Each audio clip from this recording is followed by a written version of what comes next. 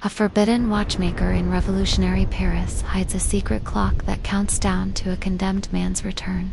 As he, Lucille, and Jacques risk everything against Commissaire Dubois's tyranny, their ticking creation becomes a symbol of memory, rebellion, and the fight to reclaim time itself. Paris 1793. The city wears its terror like a shroud, thick and suffocating. The guillotine's shadow looms over every cobblestone, every whispered word, every stolen breath. Here, in the heart of a revolution that devours its own, time itself has become a weapon forbidden, erased, outlawed. No clocks tick in the streets, no watches shine on wrists, no hourglasses turn their sands. They are relics of a world that the Republic seeks to bury beneath its iron fist, symbols of privilege and tyranny that must be extinguished. I am Tyne Moreau, a watchmaker by blood and by fate, and in this city stripped of time I harbor a secret.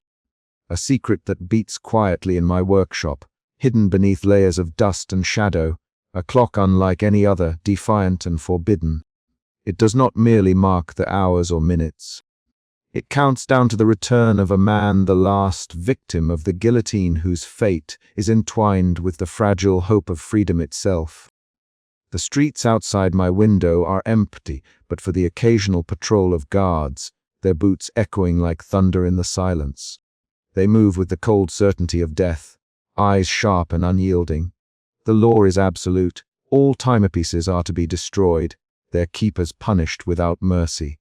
Yet here, amidst the darkness, my clock ticks, a whisper against the silence, a heartbeat against the stillness. I sit at my bench, the tools of my trade laid out before me, tiny gears, springs, and hands that once measured moments of joy and sorrow, now relics of a forbidden craft. My fingers tremble slightly as I adjust the fragile mechanism, the soft tick-tick-tick, a sound I have not heard openly in years. It is a sound that stirs something deep within me, a mixture of fear, hope, and defiance. The clock's face is simple, yet unlike any I have ever made. Its hands move steadily backward, counting down not from a beginning to an end, but toward a reckoning yet to come. I do not know what hour it will strike, only that when it does, the city will tremble, and perhaps, so too will the chains that bind us. I recall the day the decree came, the day they marched through Paris, smashing clocks and watches, burning them in the streets as symbols of a corrupt past. Fathers and sons, artisans and merchants alike watched helplessly as their crafts were destroyed, their livelihoods erased.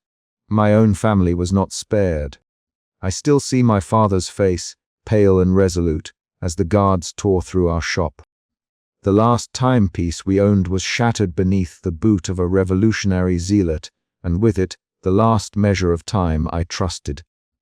But I could not let the world forget, not yet.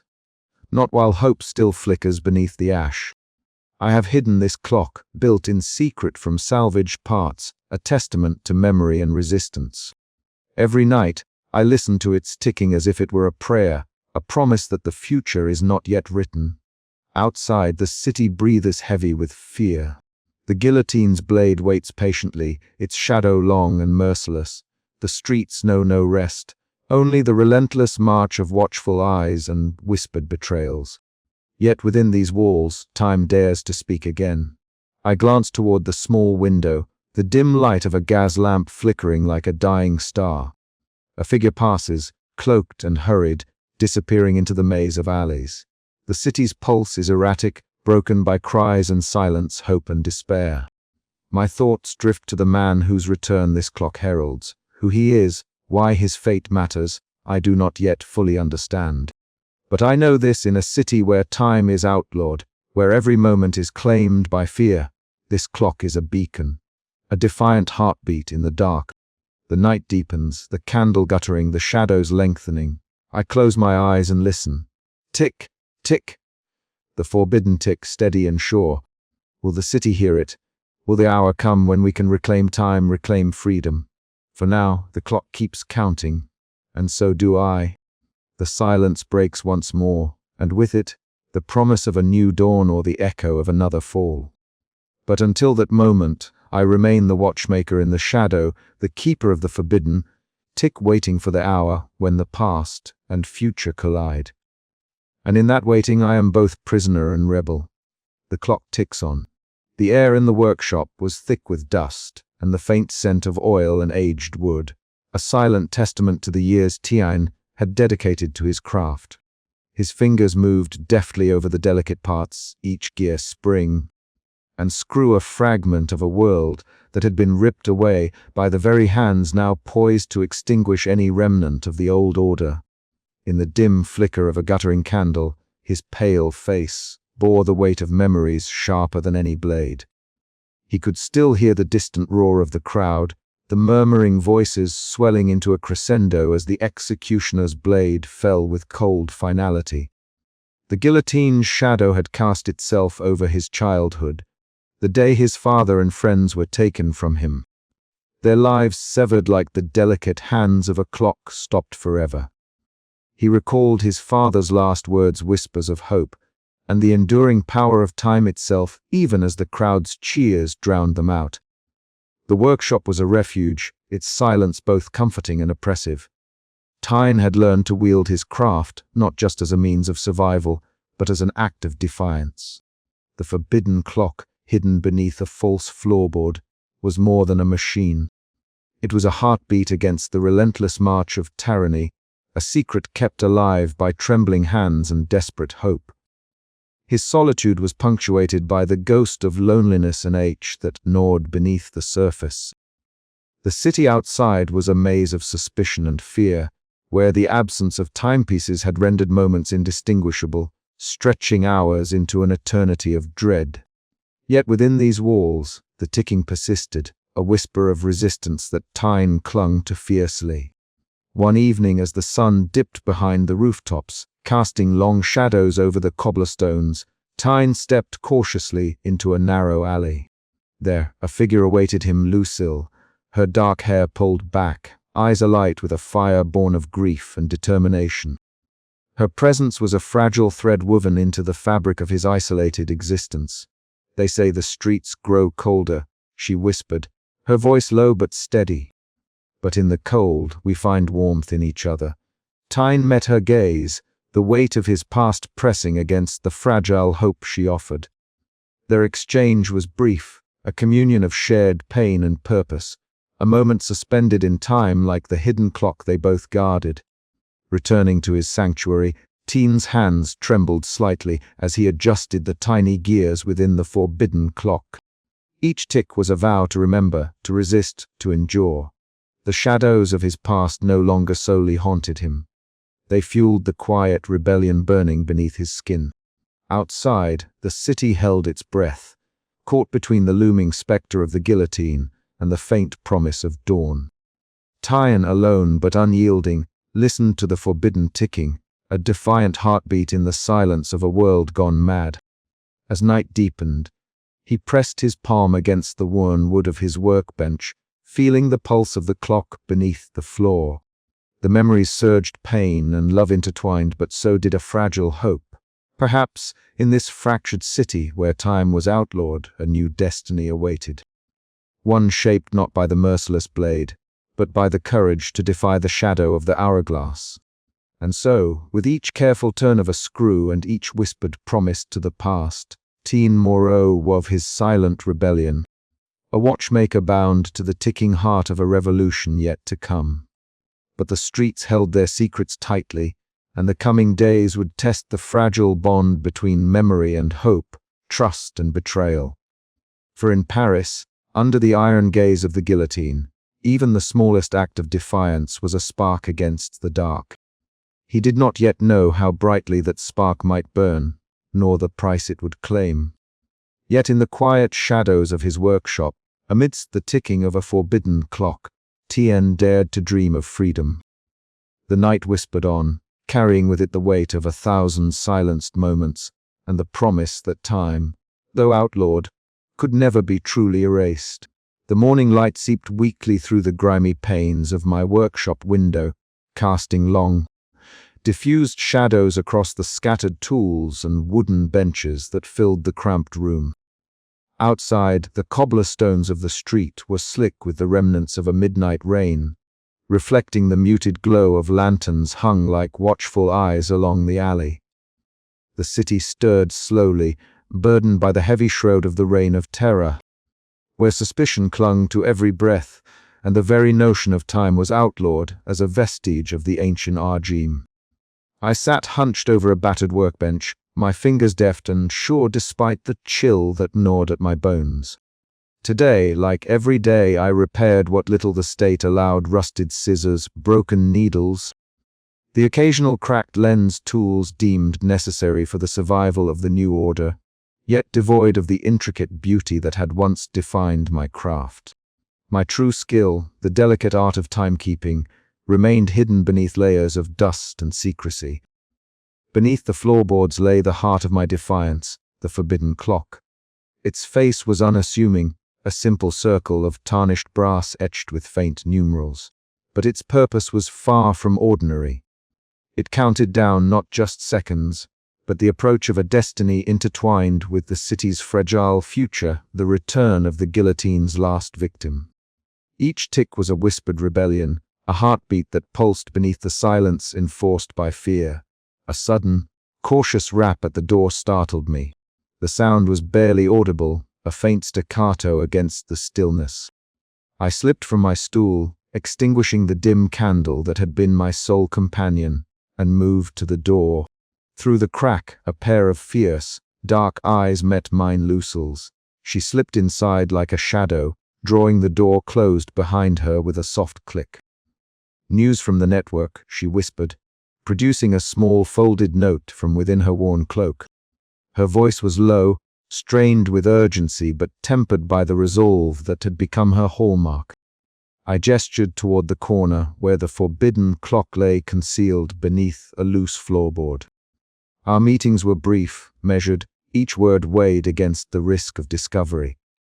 With deft fingers, she passed me the note, her eyes flickering toward the window where the street below hummed with the restless footsteps of revolutionary guards. "Dubois has tightened patrols," she murmured, her breath visible in the cold air.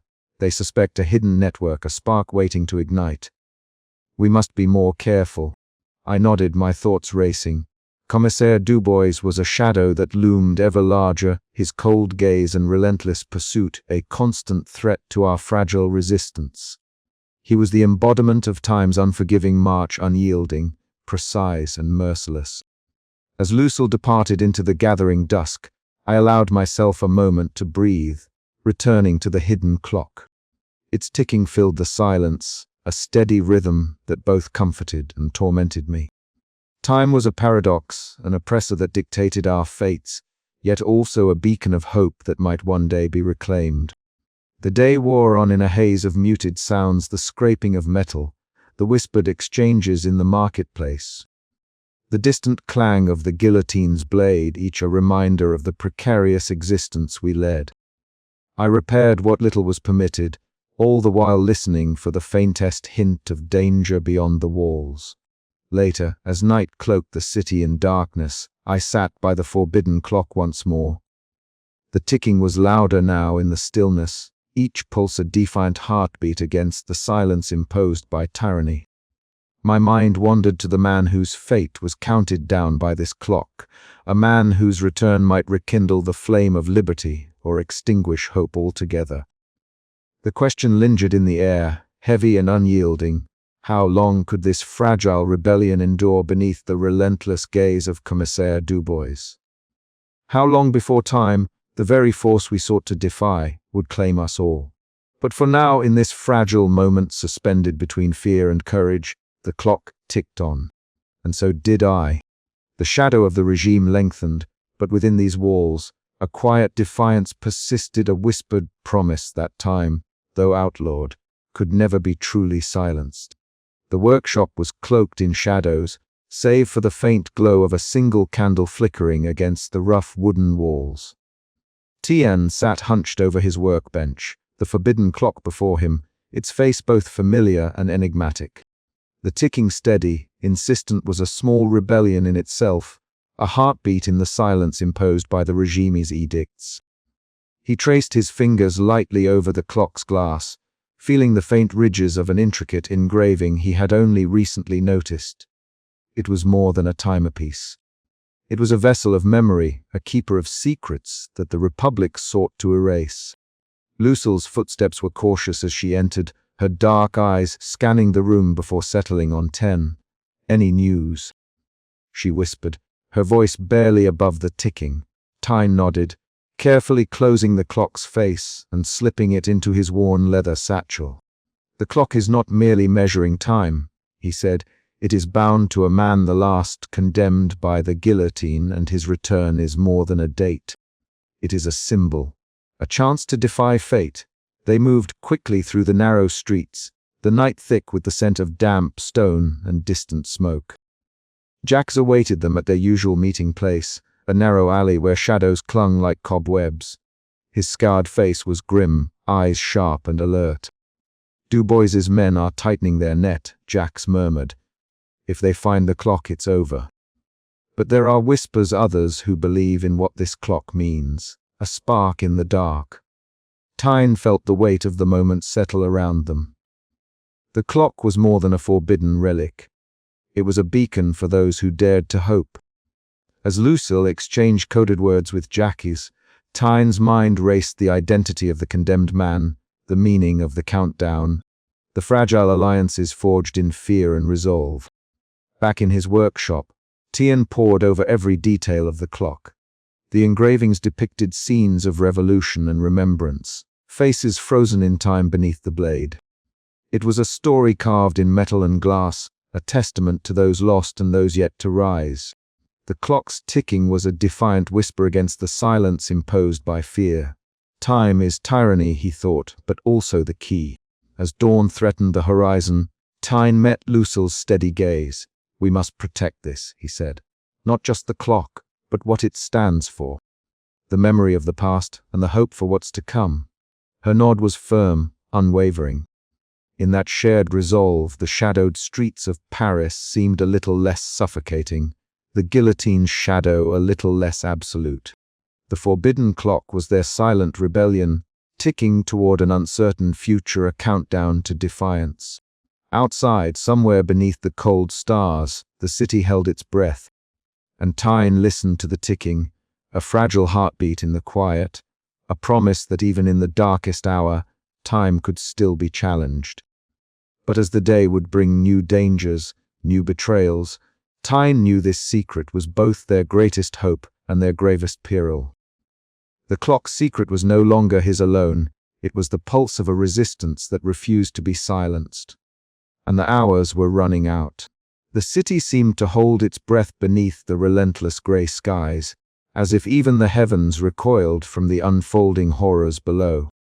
I stood among the restless throng gathered at the Place de la Révolution, the cold cobblestones pressing unevenly against my boots.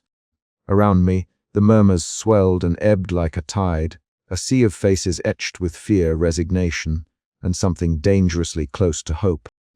Above us, the guillotine loomed, a monstrous silhouette carved sharply against the dull light, its blade gleaming faintly, waiting, patient and merciless. I had seen too many of these scenes in recent months, the reign of terror casting its unyielding shadow over our city. The clang of the executioner's axe was a grim metronome for life in Paris, each fall a chilling reminder of the price exacted for defiance. Time itself seemed to slow, the seconds stretching unbearably long as the condemned man stepped forward, his eyes flickering with a desperate plea that no one could answer. Today, the victim was a young man, barely older than myself, accused of conspiring against the Republic. His name was lost to the howling crowd, swallowed by cries of "Vive la République," when the harsh bark of revolutionary guards. The condemned's hands trembled as he was bound to the scaffold, the noose tightening around his neck like a cruel promise. I felt my own heart beat unevenly, the secret clock nestled beneath my coat ticking a rhythm of resistance in defiance of this brutal spectacle. The blade fell with a sickening finality that silenced the square, the sharp crack reverberating through the chill air. A collective gasp rose and died quickly, swallowed by the heavy weight of despair. Yet, amid that silence, a fierce ember ignited within me, a fierce, urgent resolve not to let this darkness consume all light. Later, in the dim sanctuary of my workshop, the air thick with the scent of oil and aged wood, I found Lucille waiting. Her eyes, dark and resolute, held the fierce fire of a spirit unbroken. She pressed a folded note into my palm, her fingers brushing briefly against mine, a small but potent gesture amid the chaos. "We cannot wait," she whispered, voice trembling only slightly. "The network grows restless. The regime tightens its grip, but so do we." Her words were a balm and a challenge. I looked away, to the shadows where the forbidden clock ticked softly, a heartbeat of hope in the suffocating silence. It was more than a timepiece. It was a symbol, a defiant whisper against the tyranny that sought to erase memory and stifle future dreams. As we spoke, the distant echoes of revolutionary drums thrummed through the narrow streets, a reminder that danger lurked near. I thought of Jack's, his scarred face and wary eyes, always perched on the edge between cynicism and cautious hope. I knew he would speak in dark pragmatism, warning of spies and the unrelenting pursuit of Commissaire Dubois. True to form, Jack's appeared as dusk fell, leaning against a crumbling wall, pipe smoke curling like ghostly tendrils in the cold air. His voice was low and gravelly, laced with a bitterness born of survival. "The noose tightens," he said, eyes darting to every shadow. "Dubois is more relentless than ever. Trust no one beyond this circle, Tyne. Betrayal wears many faces." His words settled over me like a shroud, but beneath the weight lay an unspoken call to arms. The dangers multiplied, but so did the necessity of our defiance. The bonds we forged in whispered meetings and stolen moments became lifelines in a world drowning in suspicion and fear.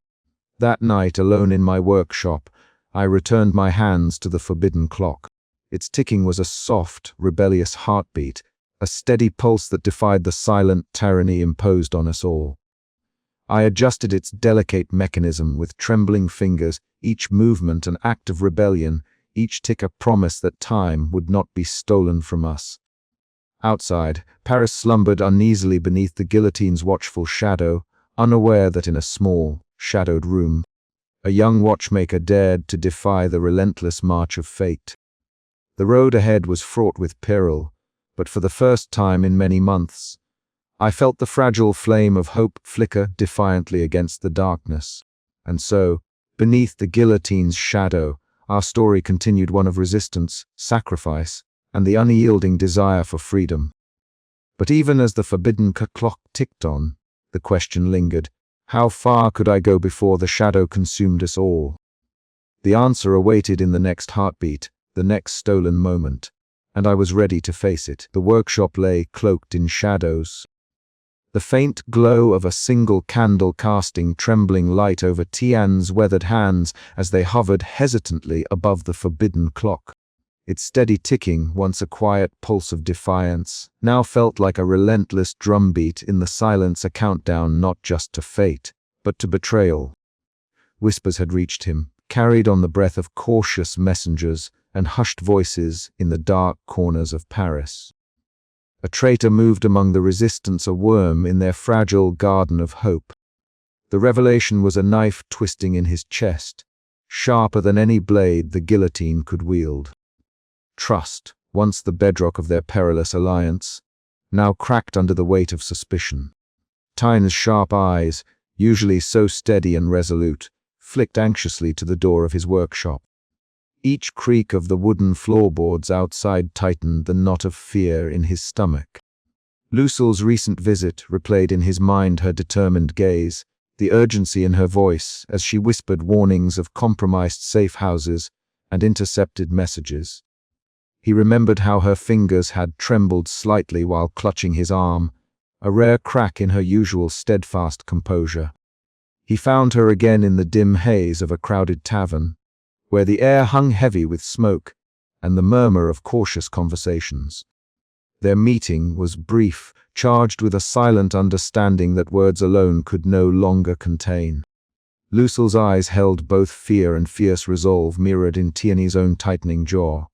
"We must be careful," she had urged, voice low yet urgent. "The walls have ears, and the shadow grows longer." The clock ticked on, a steady heartbeat that both comforted and tormented. It was no longer just a measure of time, it was the echo of their dwindling chances. Jax's presence was a difficult comfort. His scarred face emerged from the gloom like a spectre, his wary gaze darting as if expecting an ambush.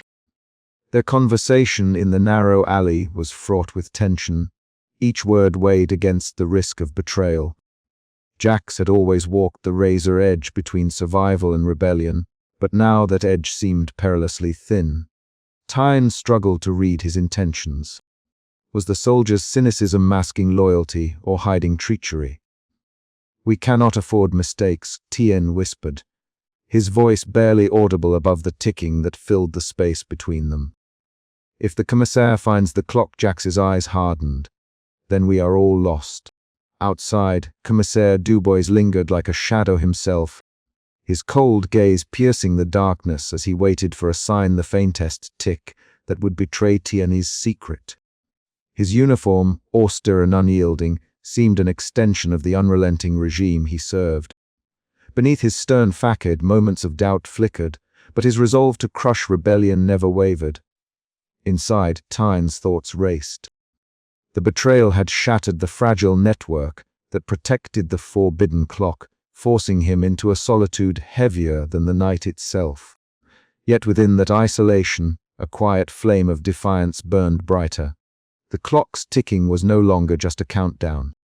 It was a call to arms, a summons to seize what moments remained and shape destiny before time claimed them all. He moved with deliberate care, securing hidden compartments and double-checking secret catches. Each precaution felt like a small victory against the creeping dread that threatened to suffocate them. The moral labyrinth of trust and survival twisted tighter around his heart, pressing him to question even those closest to him.